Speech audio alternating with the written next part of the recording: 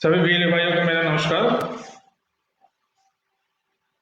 आज हम Facebook live पे आज की मुलाकात के अंतर्गत आज ओटीएस पंजीकरण की संपूर्ण जानकारी आप सभी बिजली भाइयों को देंगे,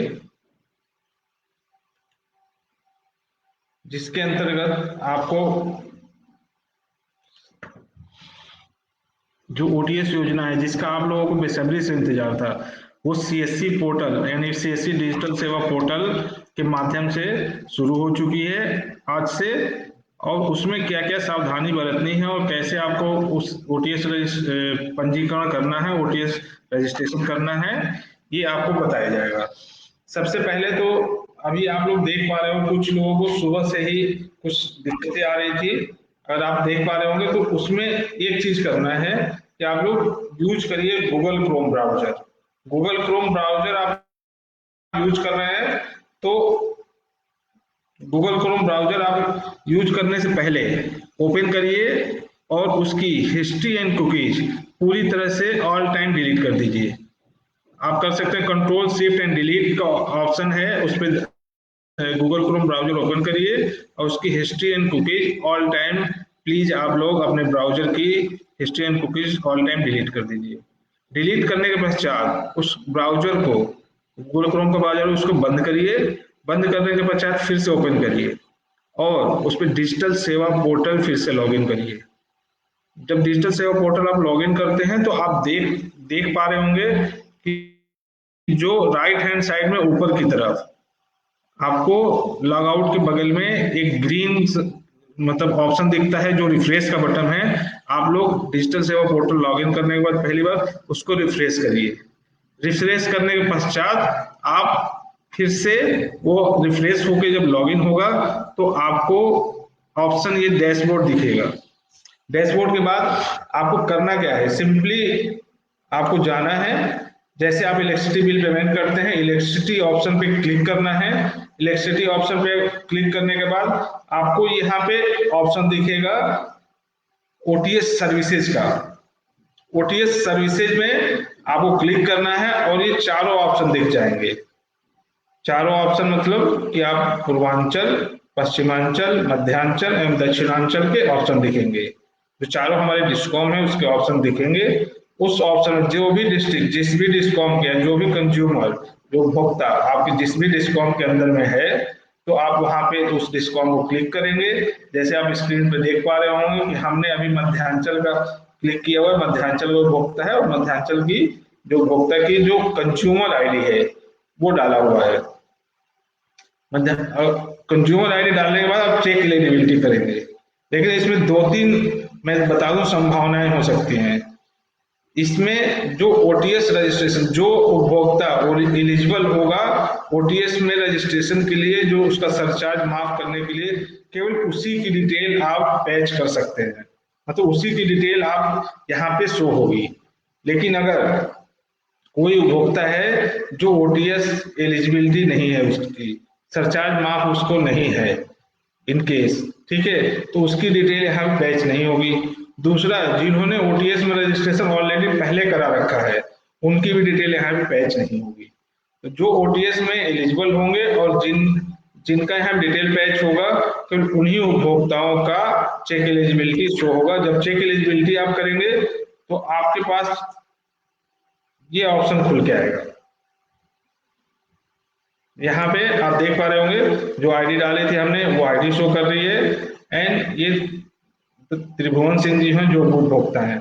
अब इसमें दो ऑप्शन आपको दिखेंगे, एक तो वन टाइम पेमेंट मतलब जिसका पूरा का पूरा पेमेंट जो करना चाहता है उपभोक्ता वो, और दूसरा इंस्टॉलमेंट जो ईएमआई के द्वारा पे करना चाहता है उसकी, वो ऑटोमेटिक आपके पास ओपन पैच होके डिटेल्स आपके पास आ जाएगी।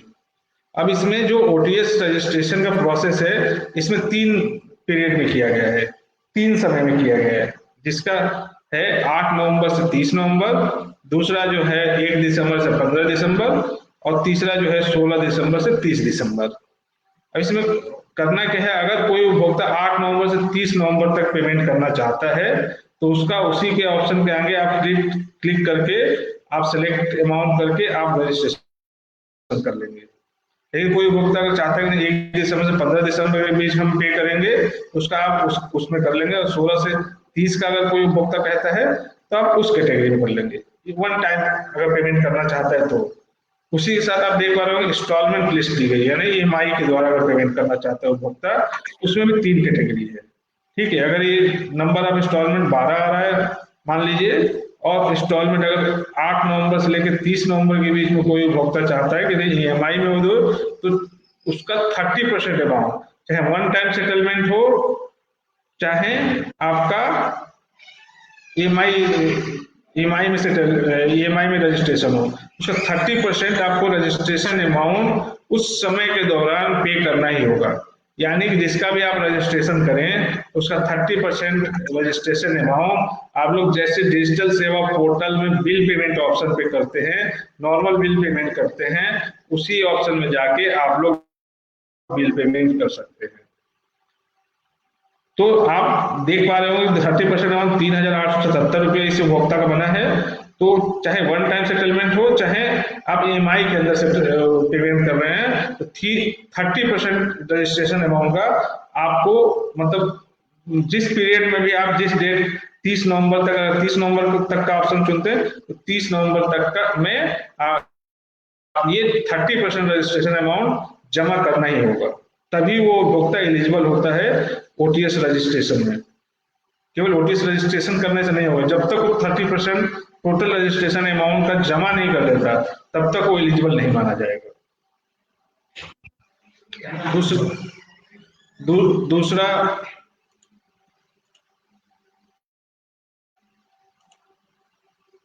दूसरा आप देख पा रहे होंगे यहाँ पे सिंपल प्रोसेस है, कुछ नहीं करना है आपको, केवल उपभोक्ता का एक अकाउंट नंबर डालना है, अकाउंट नंबर जो डिटेल होगी वो मैच हो जाएगी। वन टाइम पेमेंट में अगर सेलेक्ट करना है तो आप सेलेक्ट कर लें। 3 ऑप्शन दिख रहे हैं, 3 ऑप्शन इसलिए दिख रहे हैं कि 3 पीरियड में ये किया गया है, 8 नवंबर से 30 नवंबर, 1 दिसंबर से 15 दिसंबर, 16 दिसंबर से 30 दिसंबर।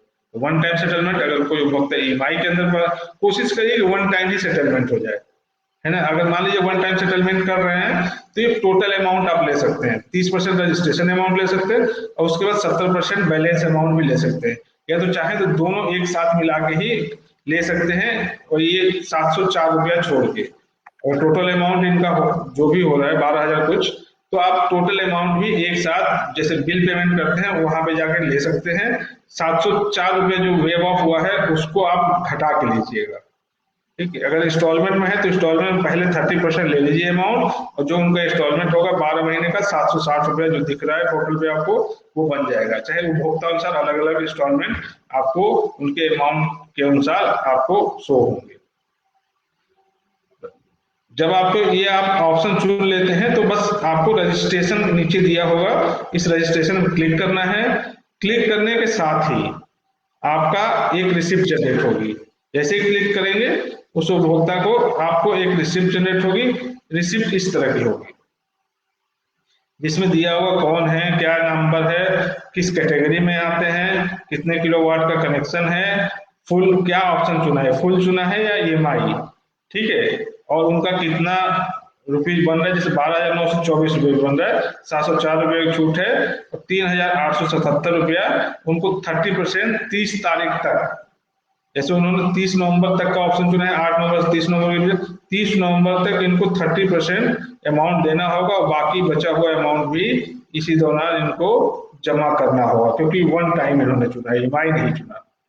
ठीक है, 30 नवंबर तक इनको टोटल अमाउंट जो 12,924 रुपया इनको पे करना होगा। पहले चाहे तो 30% कर लें, या दोनों 12,924 रुपये का अमाउंट पूरा का पूरा ये कर सकते हैं। ठीक है ना,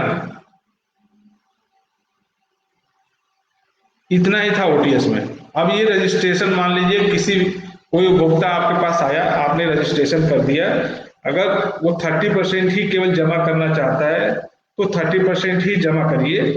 उसमें जमा करने का एक ऑप्शन आपको दिख रहा होगा यहाँ पे, जो बिल पेमेंट है, जैसे नॉर्मल बिल पेमेंट करते हैं, ये तो रजिस्ट्रेशन प्रोसेस हो गया कि ओटीएस में रजिस्ट्रेशन आप कैसे करेंगे किसी उपभोक्ता का, और नॉर्मल बिल पेमेंट के ऑप्शन पे ही जाके आपको बिल पेमेंट उस उपभोक्ता का करना है।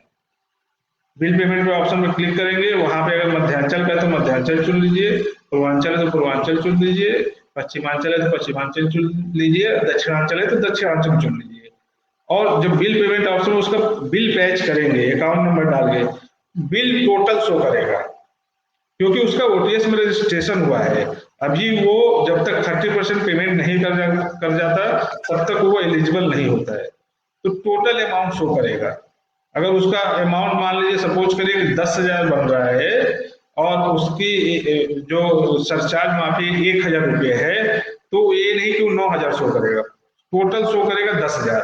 लेकिन जो आपको अमाउंट पे करना है, सपोज करिए कि उसका 30% 3,000 रुपया हुआ, तो 3,000 रुपया पेमेंट करेंगे।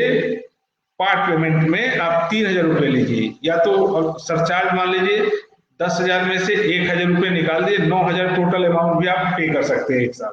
तो 9,000 रुपये का आप अमाउंट पे करेंगे, या मिनिमम 30% जो रजिस्ट्रेशन अमाउंट है 3,000 रुपया वो पे करेंगे।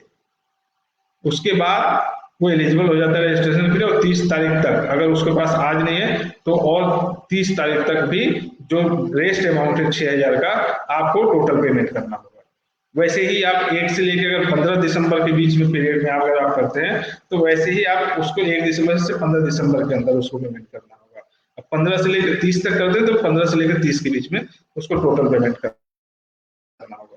लेकिन जब आप बिल पैच करेंगे, बिल पेमेंट पे जाके तो अमाउंट टोटल दिखाएगा, तो आप लोग घबराइए नहीं, टोटल अमाउंट दिखा रहा है, क्योंकि क्वेरी बहुत सारे विजिलेंस की है अभी सुबह से, तो आपको इसीलिए बताया जा रहा है कि टोटल अमाउंट शो करेगा। लेकिन आपको जितना भी पेमेंट करना चाहते हैं आप, उसका जो सरचार्ज माफी है, सरचार्ज माफी हटा के आप उसका टोटल पेमेंट भी कर सकते हैं। जितना सरचार्ज है उसको घटा लीजिएगा उस अमाउंट से, और उसका टोटल पेमेंट भी कर सकते हैं अगर वन टाइम चुना है आपने। अगर ईएमआई चुना है तो उसका 30% आप पेमेंट तत्काल ले सकते हैं। आप रजिस्ट्रेशन करिए, तुरंत 30% रजिस्ट्रेशन अमाउंट लीजिए उसका, और वो एलिजिबल हो जाएगा ओटीएस में। और वो जो भी इंस्टॉलमेंट उसकी बनी हुई 6 महीना 12 महीने की, वो उस अनुसार वो अगले महीने उस दौरान पे कर सकता है। ठीक है,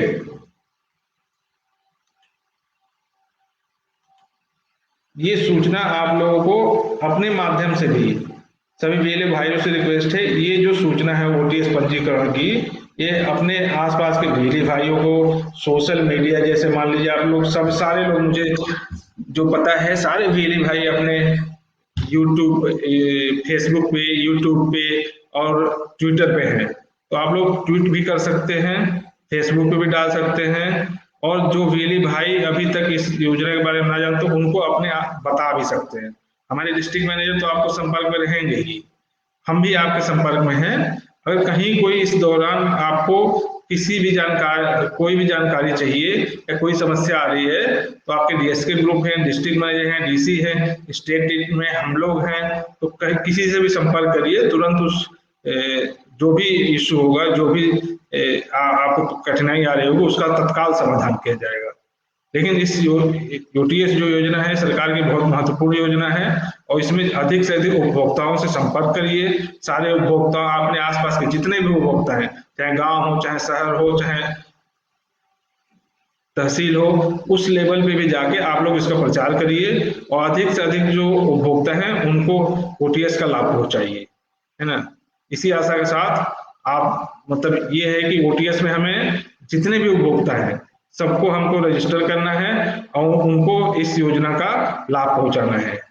कहीं भी कोई भी दिक्कत हो आप तुरंत संपर्क करिए, किसी से भी संपर्क कर लीजिए, डीएमजीसी हैं, हम हैं आपके, और भी जो जोनल कोऑर्डिनेटर्स हैं, सारे लोगों से आप संपर्क कर सकते हैं, आपकी तुरंत सहायता की जाएगी। इसी आशा के साथ कि आप लोग बढ़ चढ़ के जितने भी उपभोक्ता हैं जो ओटीएस योजना का लाभ के लिए एलिजिबल हैं, उनको आप ओटीएस योजना का लाभ देंगे। Thank you so much, thank you.